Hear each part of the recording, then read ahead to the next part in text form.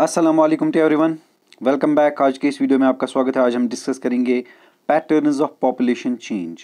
Last कुछ videos में हमने डिस्कस किया पॉपुलेशन क्या होती है, पॉपुलेशन डेंसिटी किसको बोलते हैं, किस तरह से पॉपुलेशन चेंज होती है कंट्रीज़ में, माइग्रेशंस क्या होती है, इमिग्रेंट्स कौन होते हैं, या बाकी जो फैक्टर्स होते हैं related to the population change. तो आज के इस टॉपिक में हम पढ़ेंगे patterns of population change. Rates of population growth very across the world. Although the world's total population is rising rapidly, not all countries are experiencing this growth. Some countries like Kenya have high population growth rates. तो जिस तरह से हमने पहले भी discuss किया है कि जो पॉपुलेशन है वो पूरी दुनिया में इंक्रीज़ हो रही है, तो स्लो चेंज, कहीं पे स्लो है कहीं पे फास्ट है, लेकिन हर कंट्री में सेम पॉपुलेशन ग्रोथ नहीं देखी जा सकती। जैसे कीनिया में देखेंगे तो यहाँ पे पॉपुलेशन ग्रोथ जो है उसकी रेट काफ़ी हाई है, जबकि बाकी कंट्रीज़ में कहीं कहीं पे ये बहुत स्लो है। Let us see. So they had both high birth rates and death rates. Kenya में डेथ रेट भी बहुत ज़्यादा है और बर्थ रेट भी बहुत ज़्यादा है। Now with improving health care, death rates have fallen but birth rates still remain high, leading to high growth rates. अब इससे क्या होता है, जहाँ डेथ रेट्स कम होने लगी है क्योंकि मेडिकल फैसिलिटीज़ बहुत ज़्यादा मिलती है, आजकल मेडिसिन्स है या हेल्थ की तरफ जो फोकस जाता है या फूड प्रॉपरली अवेलेबल है, तो इस वजह से लोग कम मरते हैं, लेकिन जो बच्चे पैदा होते हैं वो काफ़ी हाई रेट में पैदा होते हैं, यानी उनकी पॉपुलेशन बहुत ज़्यादा तेज़ी से इंक्रीज़ हो रही है। इसका मतलब डेथ रेट कम हो रही है, बर्थ रेट ज़्यादा हो रही है, कुल मिलाकर पॉपुलेशन इंक्रीज़ हो रही है। जबकि कुछ कंट्रीज़ है जैसे यूनाइटेड किंगडम, वहाँ पे पॉपुलेशन ग्रोथ काफ़ी स्लो है because of both low death rate and low birth rate. वहाँ पे क्या प्रॉब्लम है, सबसे पहली बात है कि वहाँ पे डेथ रेट्स तो कम है ही क्योंकि मेडिकल फैसिलिटीज़ है, जैसे मैंने पहले भी कहा, फूड अच्छे खासा अवेलेबल है, लाइफस्टाइल में चेंज आ चुकी है, लोग ज़्यादातर अपने हेल्थ पे फोकस करते हैं।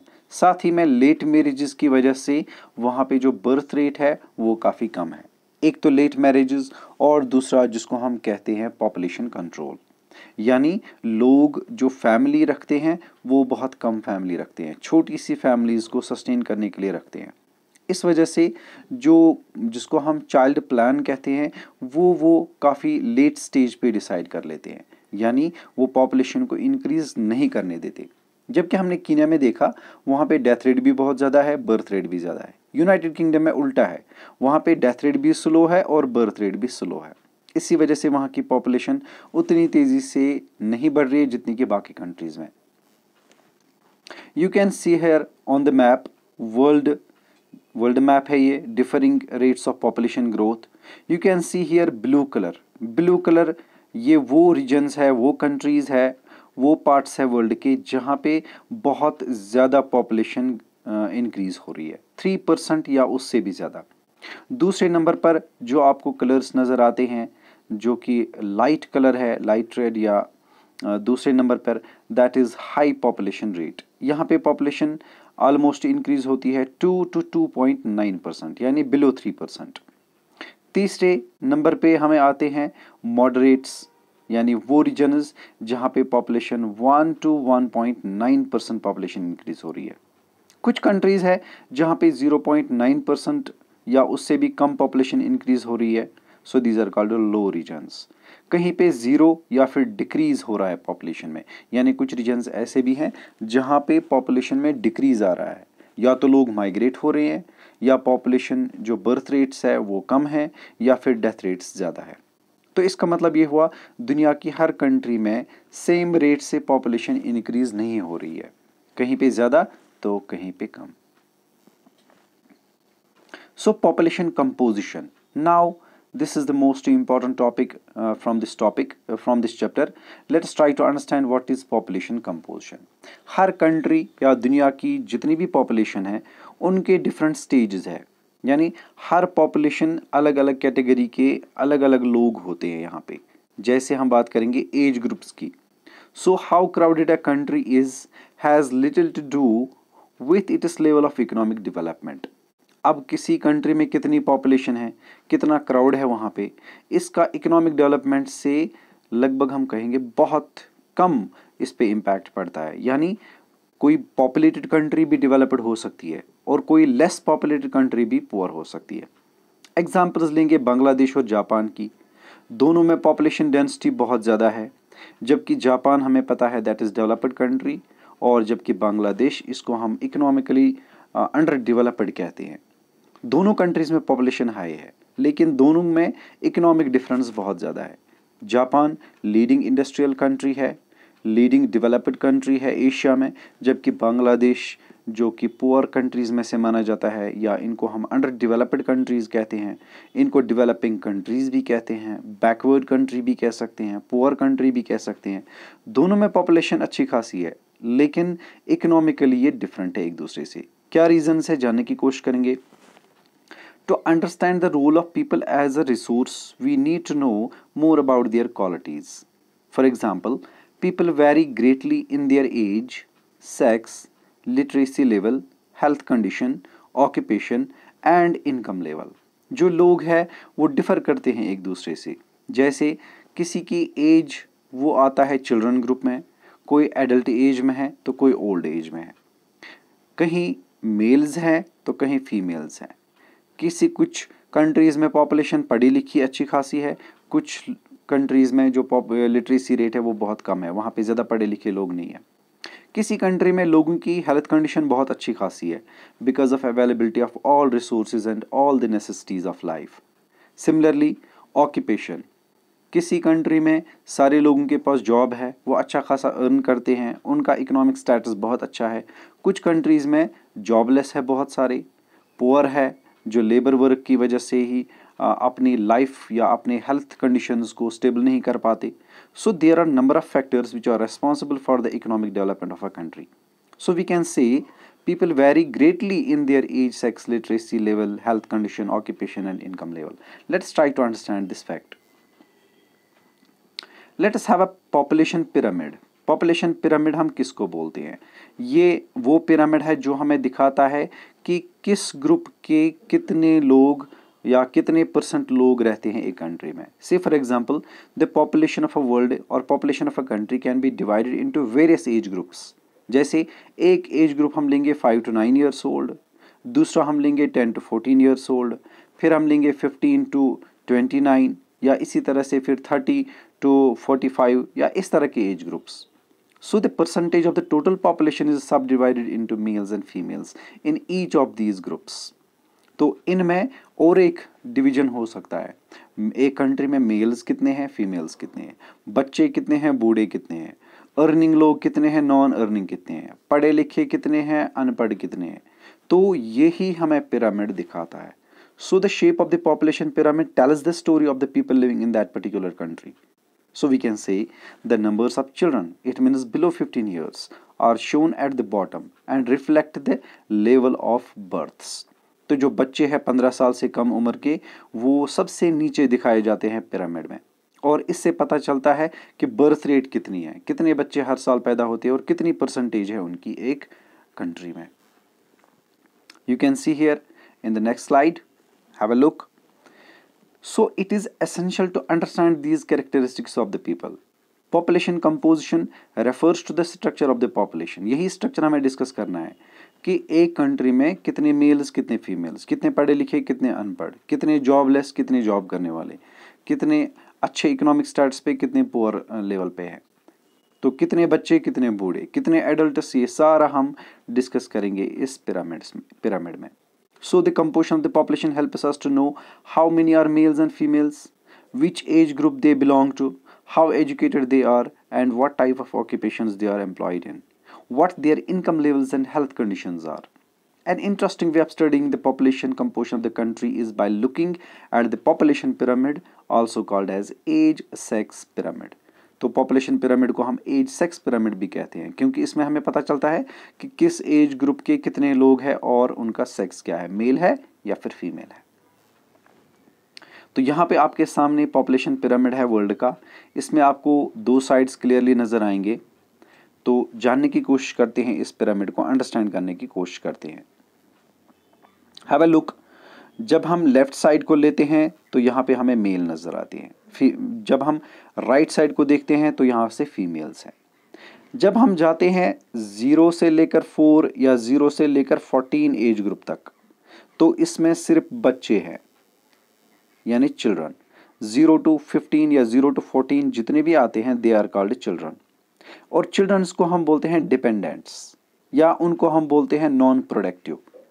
अब ओबेसली डिपेंडेंट वो होता है जिसको पालना पड़ता है, जिसकी तमाम नेसेसिटीज़ को फुलफ़िल करना है, उनकी एजुकेशन, उनका पालना, उनका खाना पीना, उनका कपड़ा, ये सब कुछ किसी और को देखना पड़ता है। So they are called dependents.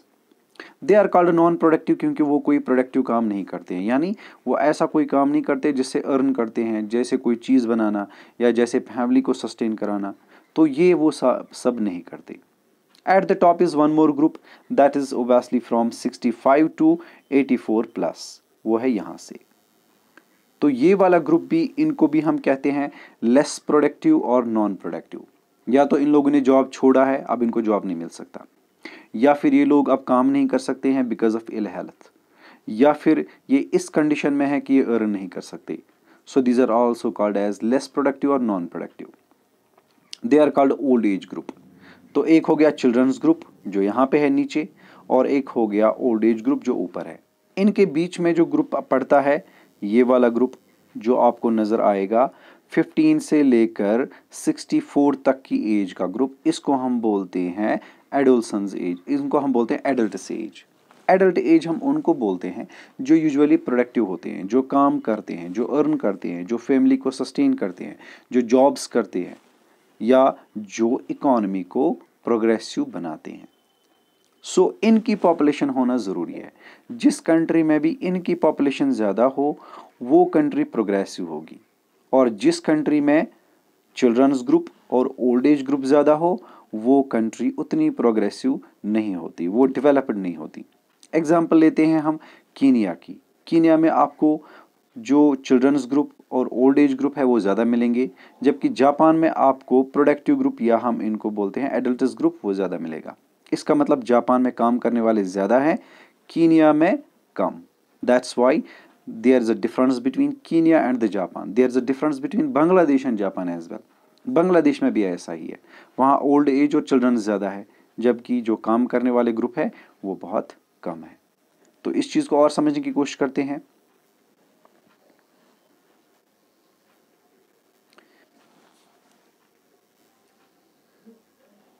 यहाँ पे आपके सामने दो पॉपुलेशन पिरामिड्स है, एक कीनिया का और एक इंडिया का। समझने की कोशिश करते हैं इन पिरामिड्स को, गौर से देखेंगे आप।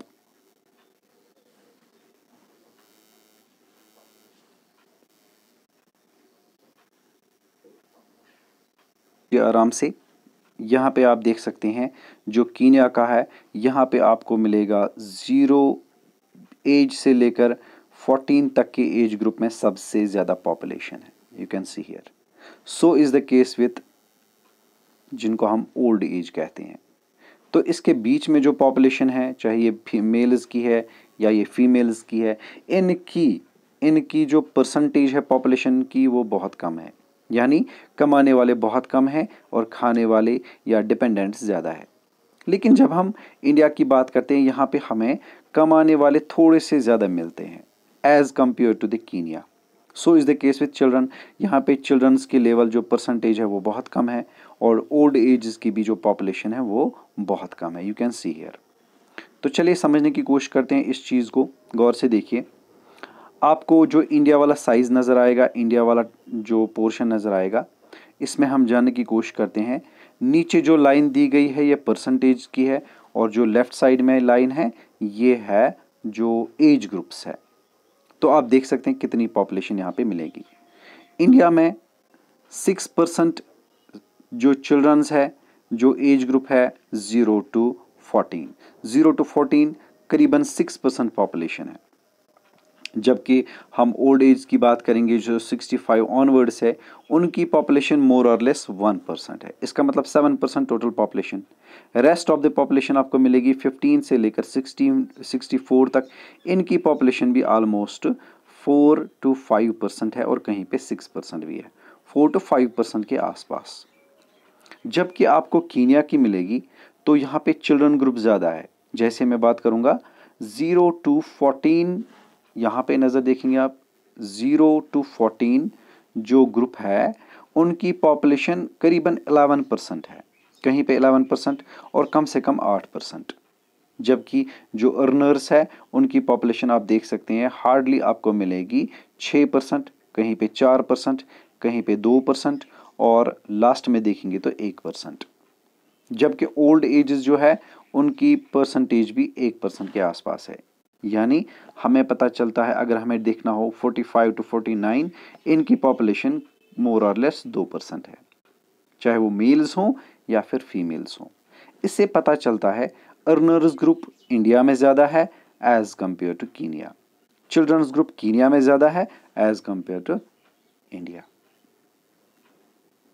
है एक और पिरामिड है जिसमें आप देख सकते हैं पॉपुलेशन ऑफ जापान। जापान को अगर आप कीनली देखेंगे you will see that the children group is hardly 4 to 5%। Old age group भी आसपास इसी के हैं लगभग, जिसको हम कहते हैं 2% के आसपास। जबकि जो अर्निंग ग्रुप है ये वाला ग्रुप आपको नज़र आएगा जिनको हम कहते हैं 35 से लेकर 54 तक का, ये मोर और लेस 4% के आसपास है। यानी अर्नर्स ज़्यादा है और डिपेंडेंट्स कम है। That's why the Bangladesh is backward and Japan is very much developed country. तो यहाँ अर्नर्स ज़्यादा है, डिपेंडेंट्स कम है। होप आप लोगों को ये अच्छे से समझ आया होगा। So the size of the top shows the numbers of aged people above the 65 years and reflects the number of deaths as well।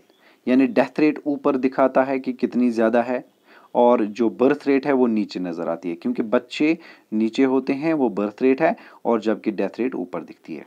So the population pyramid also tells us how many dependents are there in a country. So there are two groups of dependents. Young dependents, they are called aged, or we can say children aged below 15 years, and the elderly dependents aged over 65 years. दो groups है dependents के, एक top पे एक bottom पे, एक births and एक deaths दिखाते हैं और दोनों डिपेंडेंट्स हैं। So they are called less productive और non productive. So that's why they are depend on the other part of the population who are called as adults or earning people, or we can say productive. So those of the working age are the economically active. The population pyramid of a country in which birth and death rates both are high is broad at the base. Base यानी नीचे and rapidly narrows towards the top. जैसे जैसे हम pyramid में ऊपर की तरफ देखते हैं ये आहिस्ता आहिस्ता कम होता जाता है, छोटा होता जाता है, नैरो होता जाता है। सो इसका मतलब जहाँ पे चिल्ड्रन ज़्यादा होते हैं वो पॉपुलेशन उसको हम डेवलप्ड नहीं कह पाते हैं क्योंकि वो डिपेंडेंट्स ज़्यादा प्रोड्यूस करती है। सिमिलरली जो एल्डरली ग्रुप होता है एट द टॉप, अगर उनकी पॉपुलेशन ज़्यादा है तो वो भी डिपेंडेंट्स का ज़्यादा है, यानी डिपेंडेंट्स वहाँ पे ज़्यादा है। So this is because although many children are born, a large percentage of them die in their infancy.